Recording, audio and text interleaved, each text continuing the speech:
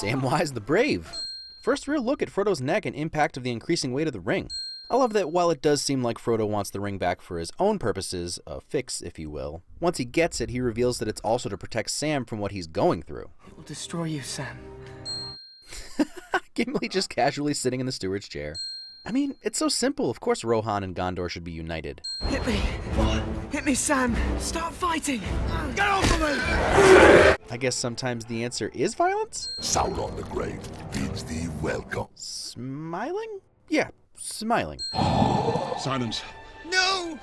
The poor gyro captain from Road Warrior didn't make the final cut, but you gotta give it up to Bruce Spence's performance, especially the creepy smile breaks. I bid you stand! Men of the West! Encouragement. Man, this battle speech is good. Sets up the craziness of the finale with everyone willing to sacrifice their lives for, well, most of them probably don't even know what for. Actually physically dragging themselves. Days without food, who knows how long without water. Any normal person would be exhausted from the journey and trauma itself, but then there's also a literal evil weight around Frodo's neck, cutting into his skin and pulling him to the ground. I thought I'd die fighting side by side with an elf. What about side by side with a friend? Friendship. I can't carry it for you, but I can carry you! Samwise Gamgee is always a win. For Frodo. No charge, no battle cry, just a tearful declaration of motivation, and one that Aragorn may or may not actually believe is justified anymore. They have his mithril shirt, but ultimately it doesn't matter. For Frodo works if he's alive, plan A all the way. But if he's dead, for Frodo still works. Mankind is screwed anyway. Let's give it one last try so that Frodo's efforts weren't in vain. So powerful. Not to mention the hobbits being second to charge. Legal promised! Ooh, that's good. Thinking it was Gollum behind every evil deed, but really Smeagol was playing along so that he could take the ring for himself. Hinted at with this opening again when he says himself, and now nailed home. Yeah, better late than never, you noble race of birds that were probably really busy throughout these films. There are a couple reasons I hate but also love that Frodo finally gives in to temptation here. The first is a solid explanation as to why Sauron did nothing to prevent the ring from being destroyed, such as, I don't know, throw a few tens of thousands of orcs right outside the entrance to Mount Doom. He never considered anyone would want to destroy it. He assumed they tried to use it against him. And the others along the same lines, but I almost get the feeling that the call of the ring is so powerful that there may not actually be anyone that can consciously destroy the ring. It took an accident. Isildur may have even cursed it in that way with his "my bloodline will be bound to its fate and I'll risk no harm to it." Granted, hobbits wouldn't be in his bloodline, but I think you get the point. A dude who witnessed the evil firsthand bound his future generations of offspring to it, so it's got some pull. As Elrond would say, it was inevitable. And that look. I think it ties back into Two Towers when Sam doesn't even believe Frodo is capable of being taken. I honestly don't even know if he'd even try to stop Frodo at this point, and I sort of like that it isn't addressed. This would break him. Well, now, there's a shot, zooming out and away through the ring. I feel like we barely ever see Legolas emotional at all, so his fight to try to save Aragorn is gut-wrenching. Such a terrible but beautiful moment where nothing else matters to Gollum, even as he dies trying to save the ring from the lava. Book readers know it goes a little differently, but I sort of like that Smeagol swore on the ring, broke the oath when he attacked Frodo, and in the ring bringing him to justice, I guess you could call it, destroyed itself in the process. Kind of like when you give a robot a paradox and it destroys itself. But the most important part of this is that Frodo technically never let go of the ring, so while the ring is destroyed, he's still not free of it.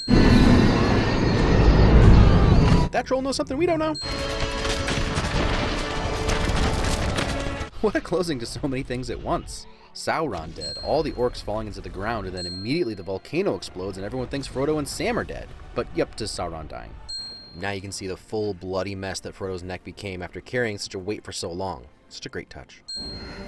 It's gone. What a great delivery. Both relief and extreme sadness. The multiple endings get talked about a lot, so here's my take. Ending 1 is for the ring. Its story is over.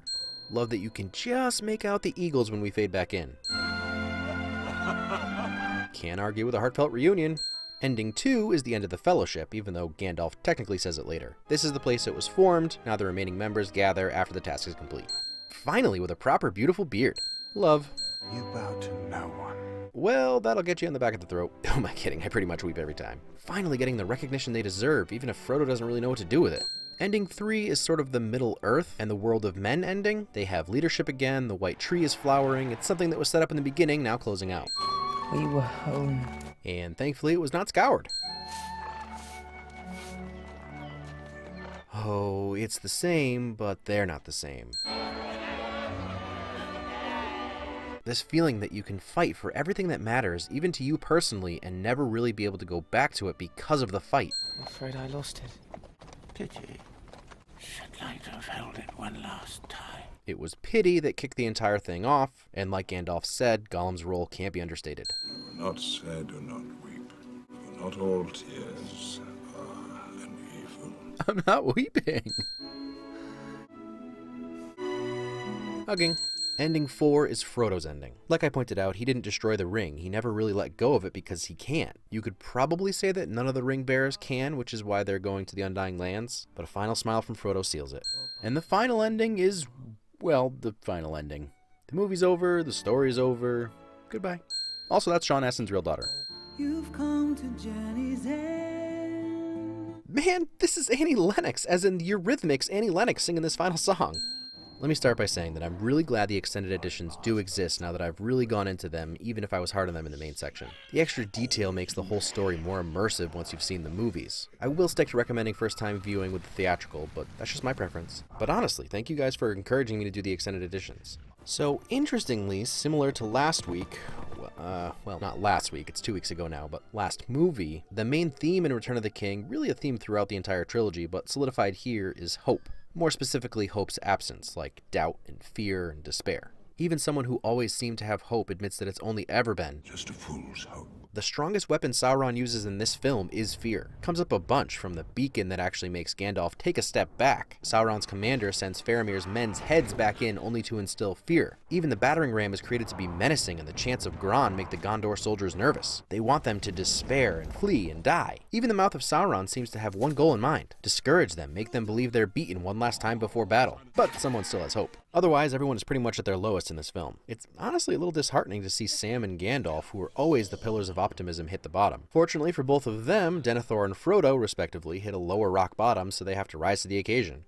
The other obvious message or motif running throughout is about the fight between good and evil, and how the ring is sort of like a stand-in for power. Sauron created it to control people, and when he uses it, he's all-powerful. But the interesting thing about the ring is that the more powerful good people in Middle-earth don't want anything to do with the ring, and when mortals use it, they eventually succumb to the power of the ring rather than being able to wield it. I see it as a pretty straightforward metaphor for power itself, in that power corrupts. Tolkien goes so far as to say you can't use evil/power to defeat evil/power. The only thing that can defeat evil is love and friendship. And that's where my boy Sam comes in. Sam, oh Sam.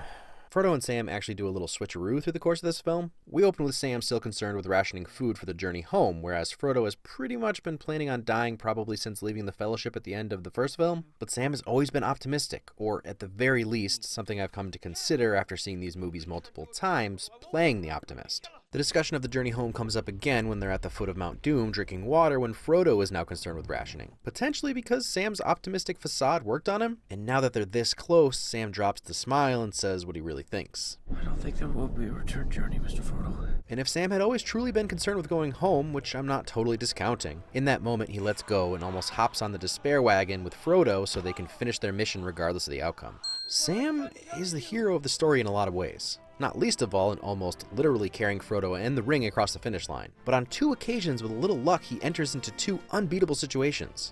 Let him go, you filth. First with Shelob, where he's disarmed multiple times, and then again when he enters the orc camp and through pure force of will kills 4 orcs and saves Frodo. All while carrying the ring, I might add. He's the hidden in plain sight hero. And yes, there's no denying the ring took the biggest toll on Frodo, but he could not have done it without Sam. I love the character, I love Sean Astin. He shines in this film. From how broken he is when Frodo sends him away to this last push where he finds a loophole in the rules of being a ring bearer. He'll always be my favorite. Then we have Gandalf, who, as I mentioned, had to step up when it was clear not only was Denethor going to be useless, he was also going to be detrimental to the cause. And seeing him step up and take charge is a great showcase of his age and knowledge. He's been here before, he just didn't realize he'd have to run the show again. It's one of the most satisfying things that happens for his character. You know, other than fighting a fire demon while falling down a bottomless pit. And Ian McKellen never so much as stumbled in his portrayal throughout the entire trilogy. He's also my favorite, 2 favorites. Then you have another way of experiencing despair shown through Theoden and the Riders of Rohan, who embraced it and fully planned to die when charging into battle. Both battles contain speeches that break the norm of, we can do this, we can win, instead opting for, we have to do this because it's right and we're pretty assuredly going to die. That's some some powerful stuff. You know me.